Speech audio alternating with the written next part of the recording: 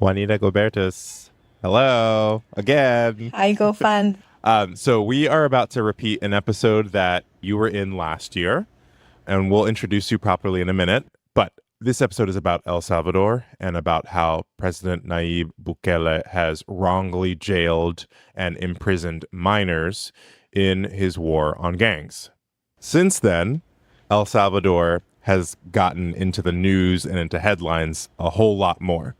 Can you tell me why?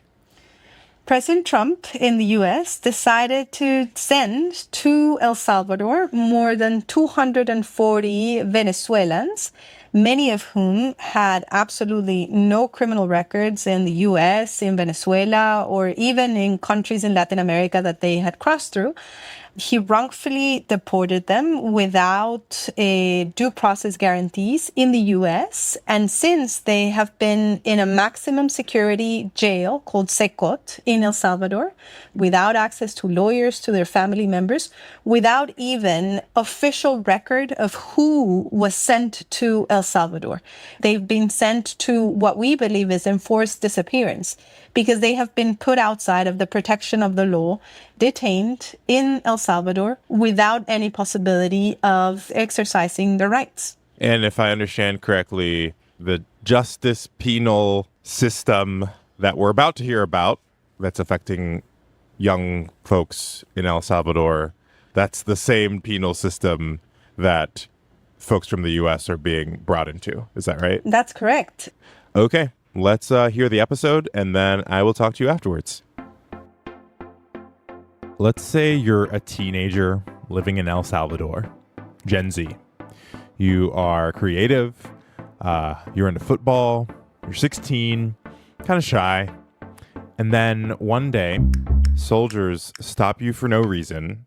They stuff you in a car. And they took him through a road that was empty, that was isolated. This is Juanita Gobertus, the America's director for Human Rights Watch.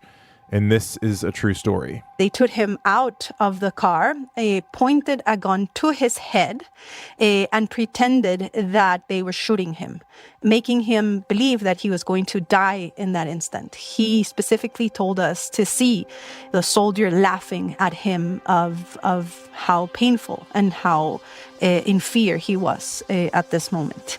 Then afterwards, they made him run with his feet tied up and again, continue to laugh at him. Then they take you to jail. That story is the story of what happened to a kid we're going to call Augustine. And wrapped inside Augustine's story is the rise of a politician who rode to power on a wave of populism, on the promise to crack down on gang violence without regard to the thousands of innocent people, innocent kids who are rounded up along the way. This is Rights and Wrongs, a podcast from Human Rights Watch. I'm Gofen Putubwele. I'm a writer, a lawyer, and a radio producer. Human Rights Watch asked me to look at human rights hotspots around the world through the eyes and ears of the people on the front lines of history.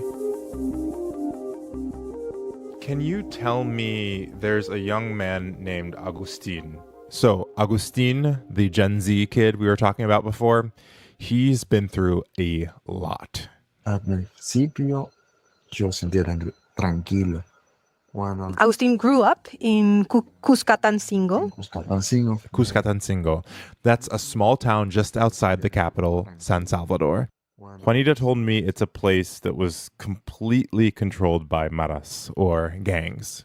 They've controlled everything from how people should dress, how they should walk, how they should talk, really. And when he was only 12 years old, they attempted to recruit him. These interactions with gangs, they became a regular part of Augustine's life. He described them for Human Rights Watch. He was only 12 years old. They attempted to recruit him. A group of gang members offered sneakers and access to cigarettes and clothing in exchange from him joining the gang. At the time, he was able to refuse and continue with his life. And Augustine kept refusing. But a couple of years later, when the pandemic hit, His mother, who helped the police distribute food during the quarantine because of how much people were suffering. Hice algo contra mi familia. Well, of course, gangs were not happy with the fact that she was helping the police distributing the food, and she was directly harassed, threatened that she would be killed if they didn't leave Cuscatancingo. Yo vivía con ese temor en ese lugar. And so they had to migrate for the first time. They went to a town called Mexicanos, close to San Salvador. Fue peor todavía. And now Agustin was different, suddenly really scared of going outside. That innocence robbed from him, he started staying home all the time so he wouldn't have to look over his shoulder. Thing is, Agustin and his family would have to move again after gang members in his new town intimidated him and his family. But after the second move, for one brief moment, the family had hope that things would get better. Uno, a ver cuánto tiempo duran sus homeboys allá adentro. Les juro por Dios que no comen un arroz. When Agustin was already 16 years old, they watched the announcement of Bukele sharing that there would be a state of emergency and just a big offensive and war against gangs. El Salvador's new president, Nayib Bukele, was promising what no recent Salvadoran leader had been able to deliver: to take the country back from gang control. And Agustin told us that he was actually quite hopeful that this could actually bring peace to his country. But that hope for Agustin was misplaced. A couple of months later, it was members of the police and soldiers that detained him. La policía de ahí nos sacaron y todo. Again, Agustin was just 16 at the time. He'd managed to escape from the gangs, but now, without any evidence, the police think he's a gang member, and it's the government that takes control of his life. Without any explanation of what was he being accused of, and he was just taken away from his family and from his home. No sabía qué hacer, entonces me golpearon porque no sabía pararme. This is when the soldiers pretended to assassinate Agustin before clapping him in jail. When he finally reached the place of detention, he was beaten.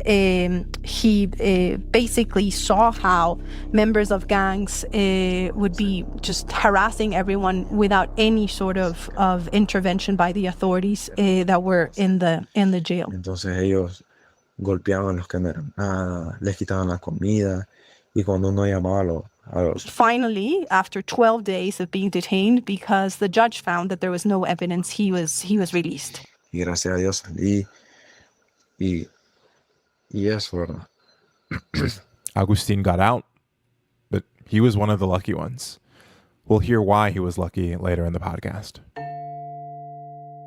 You can't talk about the war on gangs without talking about the gangs themselves and the profound effect they've had on everyday life and politics in El Salvador. And for that, I turn to a Salvadoran. My name is Jose Miguel Cruz. Jose Miguel Cruz is director of the Latin American Caribbean Center at Florida International University in Miami. And I'm a researcher on violence in gangs in Central America. I've been doing this work for 25, 30 years, maybe. I wanted to get a sense from Professor Cruz of what life in El Salvador was like before Bukele came to power and cracked down on gangs, and what it's been like since, and how all of this has affected young people like Agustin. I live in New York City, I live in the United States, and I have a mental image of what gangs are in my context. How is what I imagine as a gang living here different than what gangs are in El Salvador? So you can see them as corner gangs. They are hanging together in the streets. They are talking, smoking, maybe marijuana, or sometimes doing drugs. And in that sense, may be similar to what you see gangs in the United States. But the difference is that actually they control almost everything what is happening in the barrio, in the neighborhood. Got it. So El Salvador has struggled with gang violence for many years, right? Mm-hmm. At its worst just a few years ago, how bad was it? Yeah, it was very bad, especially if you lived in a low-income community this community will be controlled by gangs, right? They will extort you. They will demand money from you in order to be safe.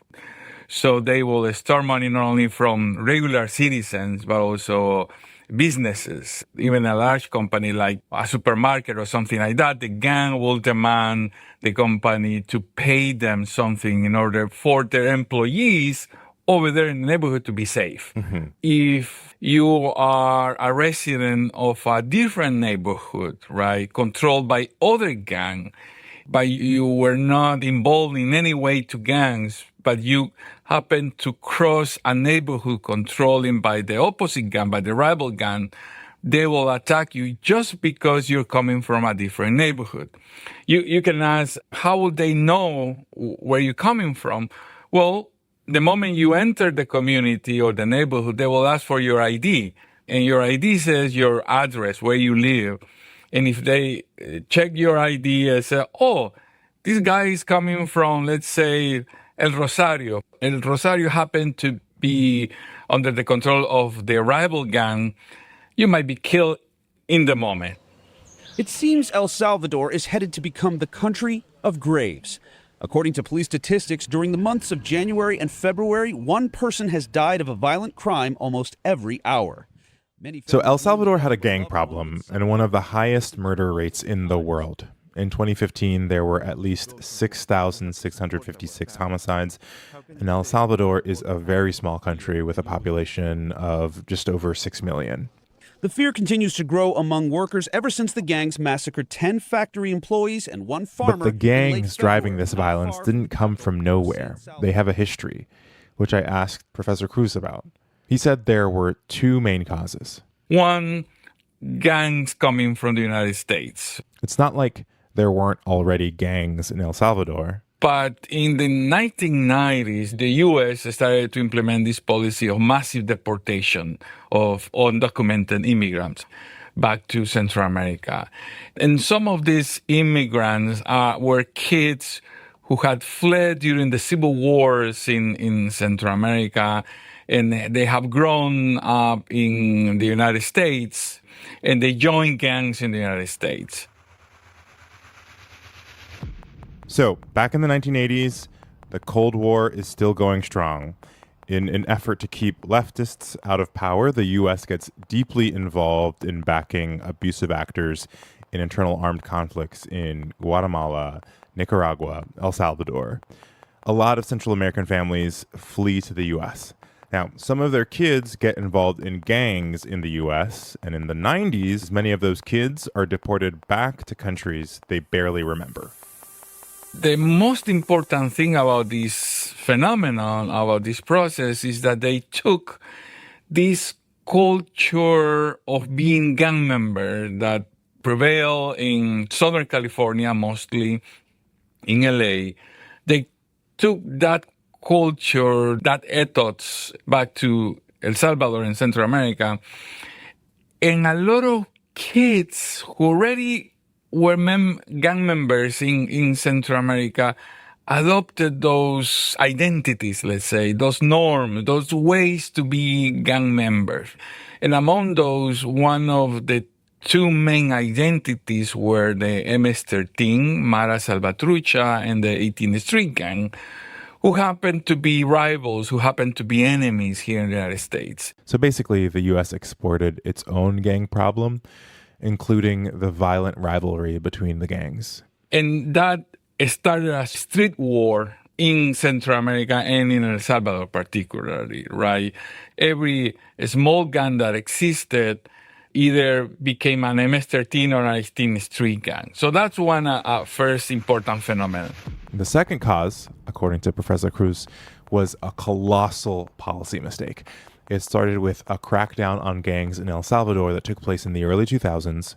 Law enforcement captured and detained thousands of young men who, quote, looked like gang members. But when they did that, they started having problems in every prison because, kids from different gangs will start rioting and brawling and having problems.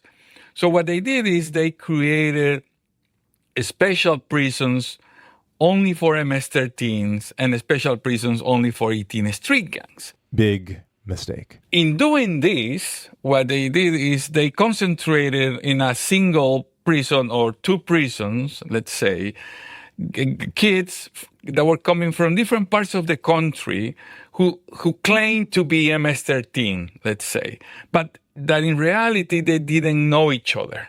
And they put them all together over there 24/7, and they forgot about them. Really big mistake, because these guys in the gang segregated national prisons, they now were able to develop a national network of gang members. That's what the Salvadoran government did in the early 2000s. So they gave them the opportunity to reorganize and to even improve the criminal game, because they put them all in prison, even if they weren't serious offenders, right? But you leave prison being a serious offender.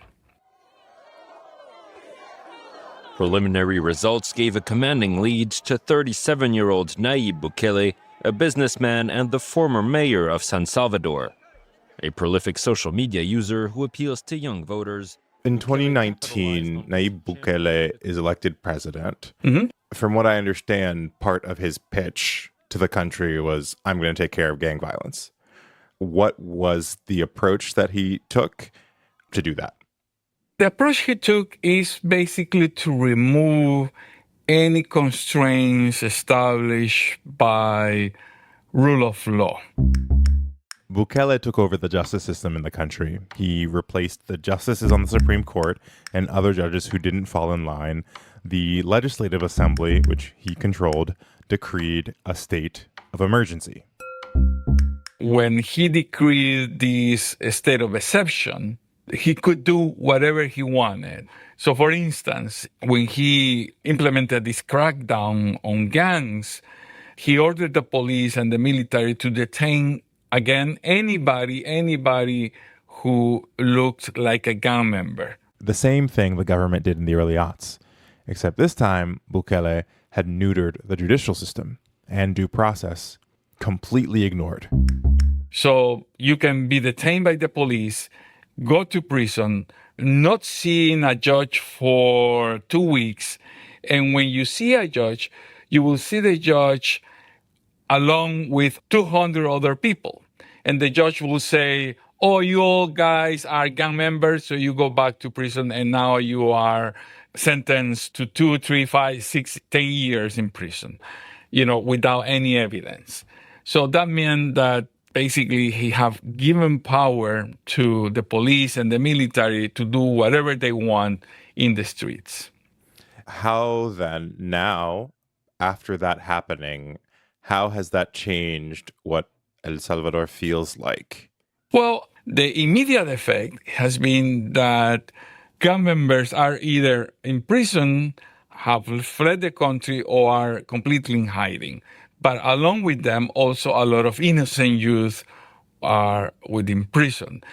So also means that if you sort of resist any detention, the police can just, or the military can just shoot you on the spot, and then the police will say, oh, these were gang members who were resisting, they were armed gang members. We killed them in a confrontation, in a sort of shootout between the police and the gang members, which many human rights organizations have shown that in most cases is not true, right? But since there are no restraints to the security forces, this has been happening.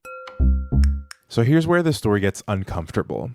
The murder rate in El Salvador has plummeted. It's now the lowest of any country in the Western Hemisphere other than Canada. But how? Since Bukele declared the state of exception in 2022, police have arrested over 80,000 people and thrown them in prison.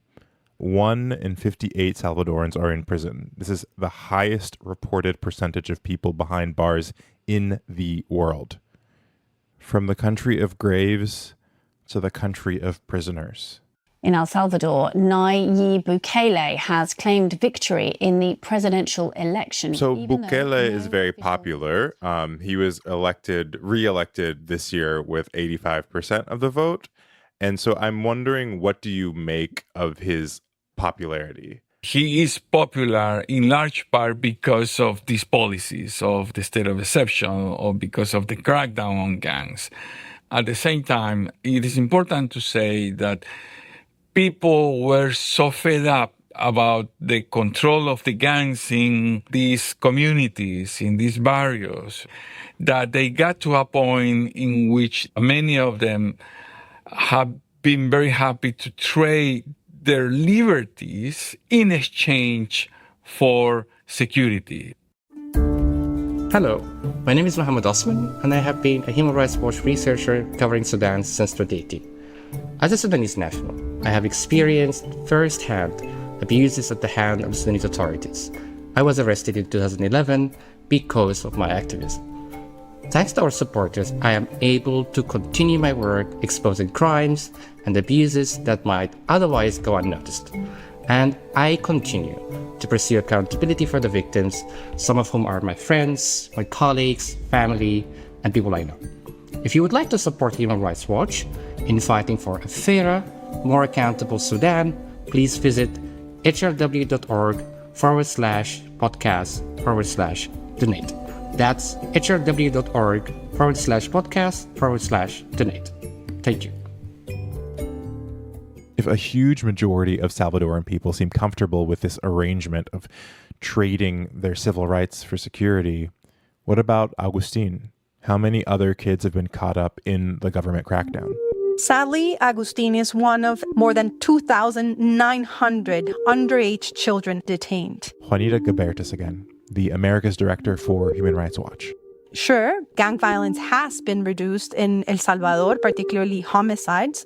But at the same time, that has happened in a context of widespread human rights violations. This has particularly affected young men, usually very poor young kids in El Salvador.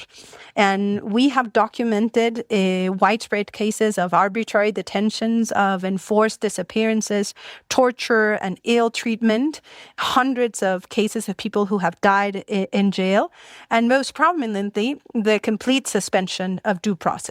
So the case of Augustine is really the result of the fact that the state of emergency allows members of the armed forces to detain without warrant, without informant what are the charges, without having lawyers to defend themselves, in massive hearings of more than 500 people at the same time, without access to family, without access really to a trial. The majority of the cases that we've been able to document, people haven't actually been able to have contact with a judge. And in that case, the case of Augustine is an exception. The possibility that he was actually freed is not the reality for the majority of people that are detained at the moment in El Salvador. This is how Augustine was lucky. In the hollowed out and compromised judicial system under Bukele, he actually got a judge to listen to him. And that's why he was able to tell Human Rights Watch his story. I'm an attorney. You said mass hearings with like 500 people? Can you believe that? Can you just describe that? These are Zoom hearings. We've actually been able to see the hundreds of people that are connected to a hearing in which a lawyer would have a limited amount of time, in some cases about 10 minutes, to supposedly defend more than 500 people at a time, which of course violates their right to be able to defend them. There's just a general presumption of because you're there, because the government decided that you're a gang member, then you don't have a right to defend yourself and tell us if the state has made a mistake. What do you say to people who argue that the human rights abuses are the cost that has to be paid for reduced violence? That we've seen this happen in Latin America and elsewhere. We know how the story ends. At the beginning, people start justifying it just like that. It's the price that we have to pay. Then they come to the neighbor and people say, oh, wow, I didn't know my neighbor was a gang member. And then they come for your child. And then all of a sudden you become a victim and you realize that the existence of due process, the fact that the state cannot arbitrarily detain you without having evidence of actual commission of a crime is exactly what protects us from arbitrary governments that decide to use their popularity to restrict human rights. I think at the center of this, and particularly of governments across Latin America that are trying to copy the so-called Bukele model, is the fact that we don't have to choose between security and human rights. We must have effective security policies that counter organized crime that are rights respecting. We've done it before in Latin America, and we should be able to do it again. This is not a choice that we should need to make. You said there were models in other countries in Latin America. Can you tell me about those? What we've seen that works in the long term, sustainably, to dismantle organized crime is focusing on investigations on issues like money laundering, like the networks of corruption of the gangs, like access to weapons and weapons trafficking around the region.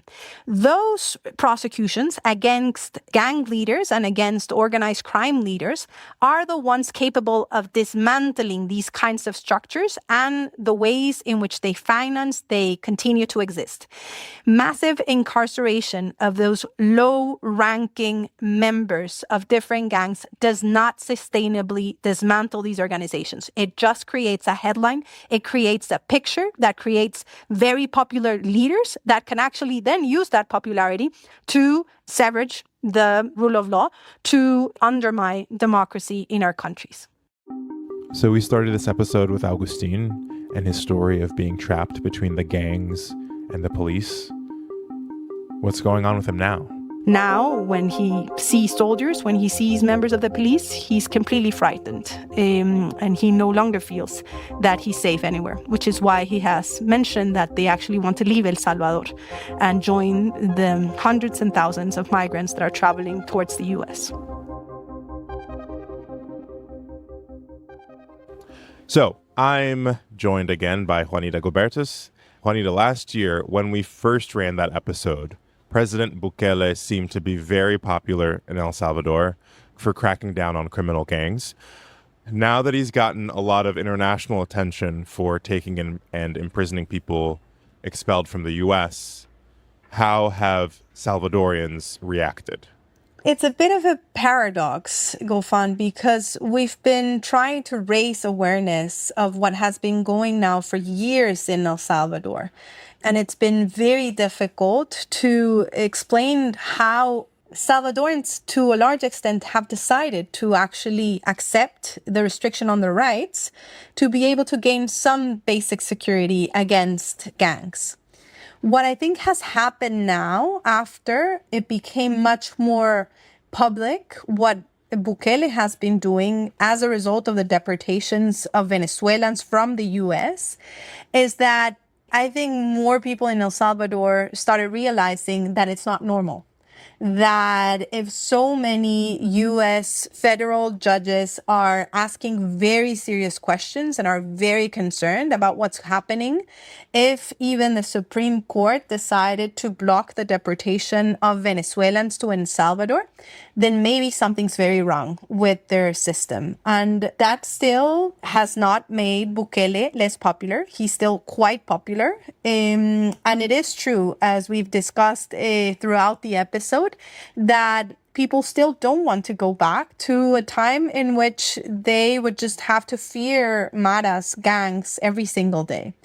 But I think more and more, and you're starting to see this on the polls that are showing that people are now more concerned about human rights violations in El Salvador.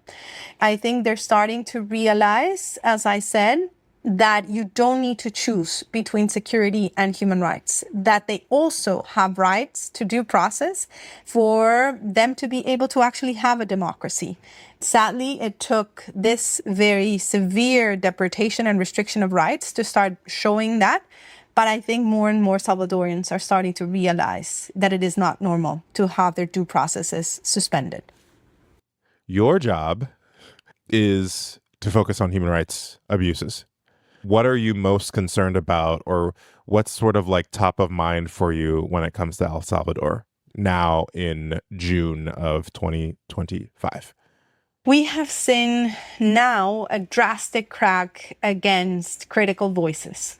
So when we last spoke, it was really very much about abuses in this war against gangs. And so what we discussed is how many innocent people were also being detained, the kinds of abuses that people detained were suffering. What we're seeing now is that those voices that were raising awareness about human rights violations, about corruption within the Bukele administration, are now being detained. They're sent to exile. A new foreign agents law was just approved that is going to significantly reduce the amount of resources that NGOs and journalists and media can actually have to document these cases. It's a law that resembles the Russian one, the Nicaraguan one, that is basically designed to shrink civic space.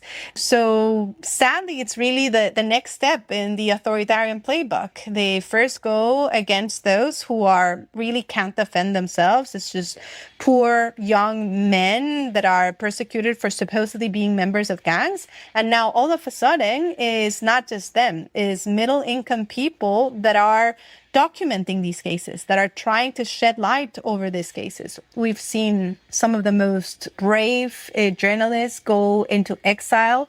So sadly, is really a next step in authoritarianism in El Salvador. Juanita Gilbertas, thank you so much for talking to us, for updating us, and we will all continue to pay attention. Thank you, Gofan, for having me.